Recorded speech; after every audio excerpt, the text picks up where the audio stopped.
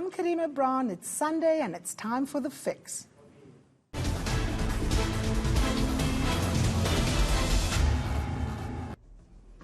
Welcome to this edition of The Fix, where every Sunday we hold those in power to account. We tell you what matters, how it affects you, and why you should care.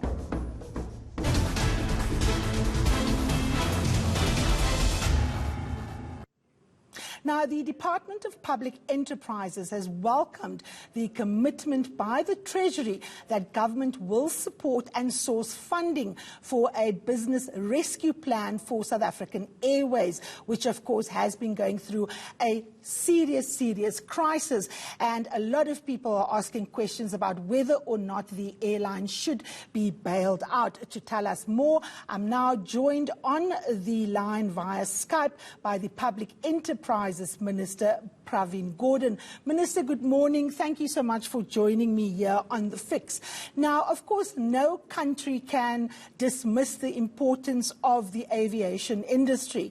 It's central for trade, it is central for tourism, and you've got to have an industry that works. However, given COVID-19, our world has changed, and of course, SAA has been in trouble long before COVID starts. How do you keep this going, considering our new conditions and the fact that SAA was in fact bankrupt? Good morning, Karima, and thank you very much for having me, and good morning to your viewers as well. I suppose the simple way of putting it is that, firstly, in our case, like many other institutions, SAA, as can be seen in the evidence before the Zondo Commission just in the last week or so, was a highly damaged institution subject to corruption and wastefulness. And the way we should view this is, firstly, that we want to close that chapter and, if you like, close up the old and start the new. And in starting the new, we have to certainly take into account what you've said, which is that COVID is a factor, air travel is minimal, borders are still closed in many parts of the world. Some domestic travel is allowed, depending on whether a particular country has passed the pandemic peak or not. And those circumstances have been taken into account in the rescue plan that has been put forward by the business rescue practitioners and been taken into account by government as well. So government has been monitoring and been very much part of this decision. This is not a Pravin Gordhan frolic by any means. And for the last 7 months, there's been constant attention given to how do we most effectively leave the past behind us and lay a new foundation for aviation generally, but a new airline specifically. And then may I add that from the outset, our objective was to establish a competitive and effective and viable airline, firstly. Secondly, to save as many jobs as possible in an orderly way. And thirdly, which is a concern that many members of the public have, which we share, that is to take away the reliance on the fiscus and let the fiscus do the important things that it needs to do in allocating money to the important requirements of the country at this point in time. So we're closing down the old and we're beginning a new. And in beginning the new, of course, there'll be new parameters that we have to take into account. Okay, Minister, let me come in here. When you say, we have to bring in the new, I'm sitting with a document in my possession.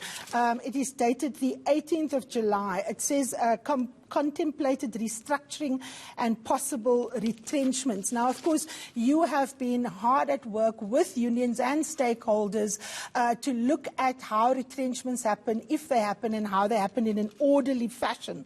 But it looks quite bad. I'm going to ask my producer to put up on the screen a table that looks at the kind of, the kind of figures that we're talking about. It talks about employee categories, Minister, and in the management specialists, we're talking about head counts that must move from something like 197 to 21, specialists from 192 to 58, pilots from 625 to 449. How are you getting to these numbers? What is the process that you're going through, and how are you taking the constituents along with you? Well, in any business rescue process, trimming what you have inherited as a business, so to speak, in the rescue process has to be a primary objective. Secondly, government actually took the initiative through our department of establishing a leadership of labor consultative forum in which all 8 recognized entities in the airline have participated, including the government itself in the form of the department. Thirdly, we've had many months of discussion on the future shape of the airline, the number of people to be retained, the kind of starting point of a new airline and the ramping up process itself. And there was a recognition that you need to balance, if you like, the revenue side and the cost side of any business, in this particular case, SAA, or the airline itself. So there's been an extensive consultative process. In the end, most of the unions have agreed with our approach. Some have said that they won't stand in the way of what you're reading. And one in particular has stood out a bit, but they will allow this process to continue at the creditors' meeting. But the important thing is that in addition to what you have in front of you, we have a social plan that has been developed with the forum.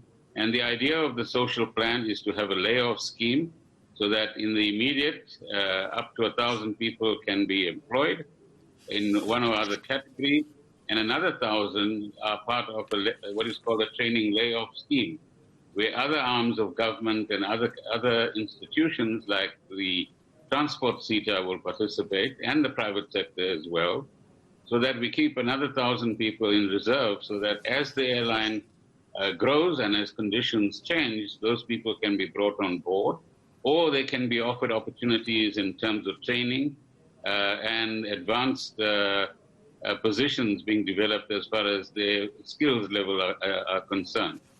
Remember, the aviation sector in South Africa is a pretty untransformed sector. Yeah. And have a pipeline of pilots, for example, that represents the demographics of this country. It requires quite a massive investment in transformation as we go forward.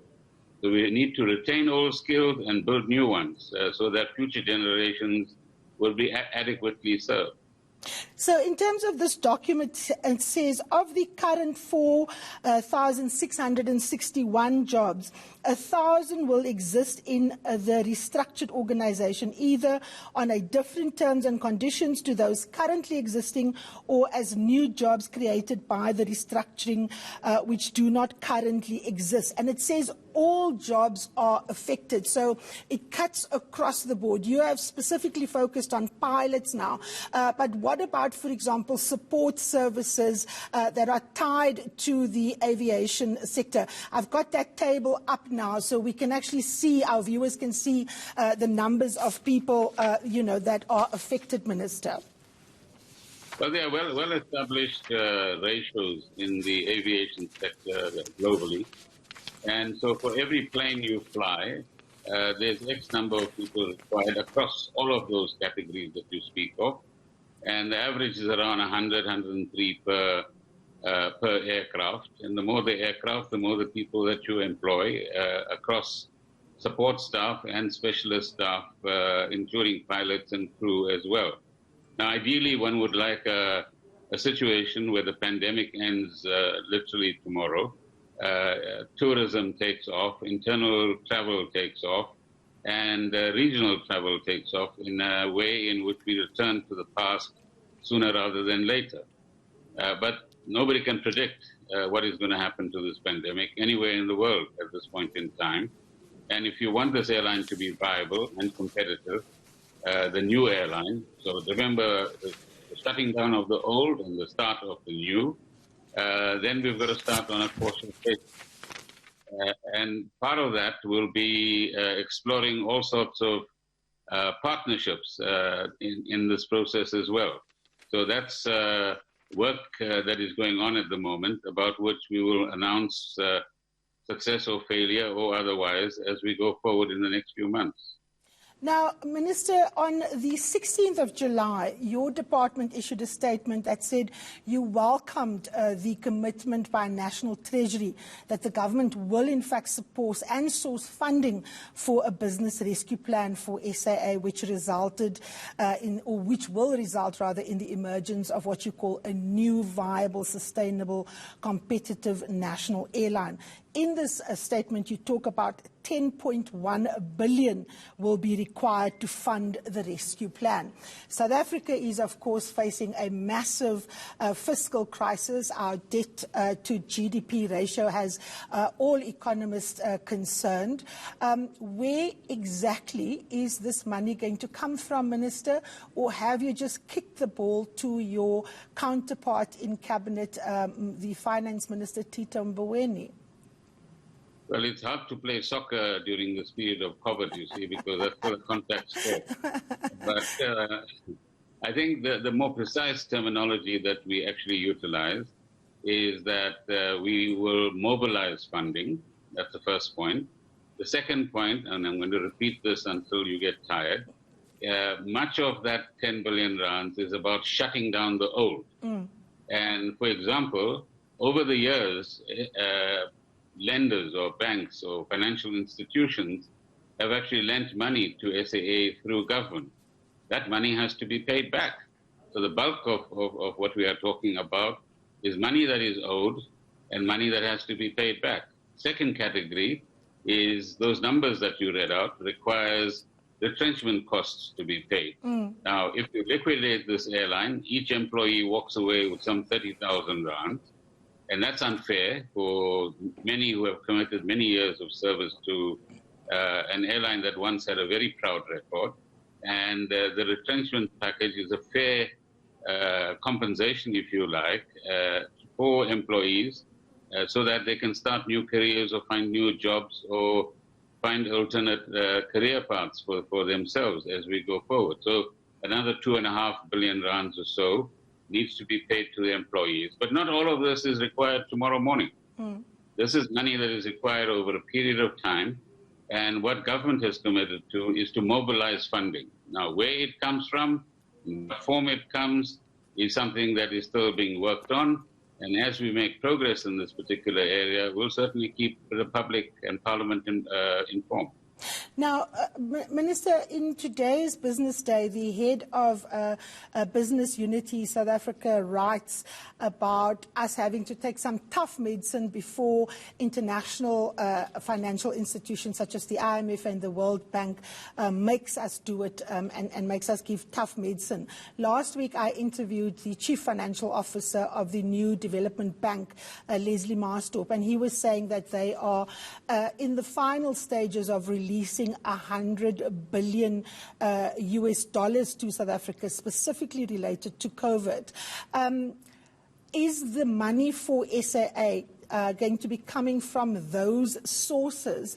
And what kind of conditionalities are necessarily going to come with it? Because obviously no one's going to give you money without attaching conditions. And SAA's track record is pathetic, to say the least.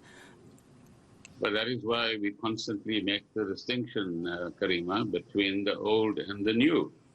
So I think what we need absolute clarity on is that we want to close down that chapter of SAA which involves the past.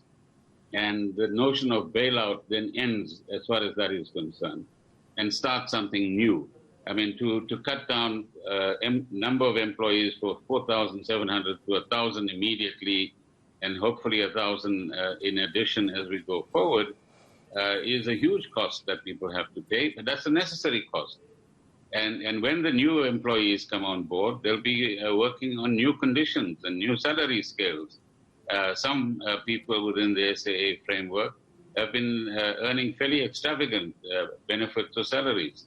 and that has to be brought down to a realistic level that is actually affordable. So that's the first point. The second point is that the funding that you are talking about from international institutions is funding that government is arranging for all sorts of commitments to support individuals, social programs, small businesses, larger businesses, and other health-related programs that are necessary to cope with this particular pandemic.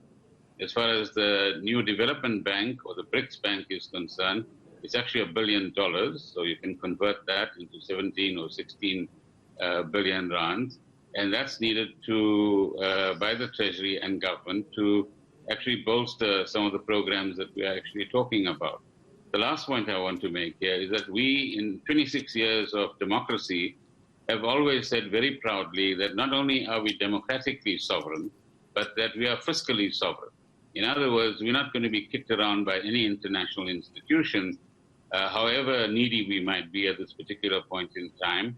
And as a proud democratic country, we will make sure that conditionalities are not those that actually harm us. And we're not like the many developing countries that have to necessarily bow down to some of the conditions that other countries have had to do so. But I'm sure that's not in my domain. That's the domain of the Treasury, who have to enter these negotiations. I'm not privy to that.